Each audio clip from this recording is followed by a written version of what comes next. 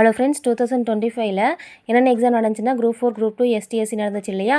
இதையுமே நம்ம வந்து நியூ சிலபஸான 2025ல் ரிலீஸ் பண்ண சிலபஸையும் நம்ம கம்பேர் பண்ணிக்கிட்டு இருக்கோம்.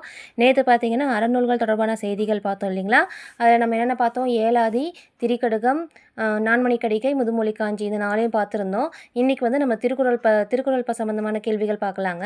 திருக்குறள் பார்த்தீங்க அப்படின்னா குரூப் 4ல் 5, குரூப் 2ல் 6, எஸ்டிஎஸ்சியில் 5 கேட்டிருக்காங்க. சரிங்களா. இது வந்து நமக்கு என்னென்ன அதிகாரம் கேட்டிருக்காங்கன்னு பார்க்கலாங்களா. மொத்தமாக 20 அதிகாரம் இருக்குது நம்மளோட சிலபஸில். மொத்தமாக 20 அதிகாரங்கள் இருக்குங்க.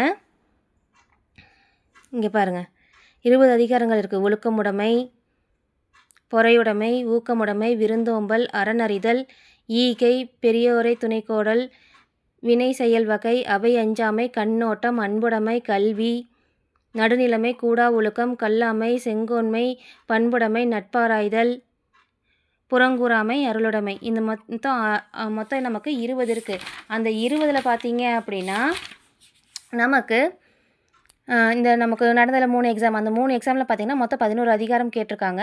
அதிகாரத்துலேருந்து ஒவ்வொரு பொறையிடமில் பார்த்திங்கன்னா 2 கேட்டிருக்காங்க. சில அதிகாரத்தில் ஒரே ஒரு கொஷின் கேட்டிருக்காங்க. சில அதிகாரத்தில் 2 கொஷின் கேட்டிருக்காங்க. ஆனால் நமக்கு சிலபஸில் இருந்தே பார்த்திங்க அப்படின்னா 11 அதிகாரத்துலேருந்து நமக்கு கேள்விகள் கேட்கப்பட்டிருக்கு. சரிங்களா. இதை தவிர 2 அதிகாரங்கள் எக்ஸ்ட்ராவும் கேட்டிருக்காங்க. நம்ம முதல்ல வந்து சிலபஸில் இருக்கிறத படிச்சிடலாம். சரிங்களா.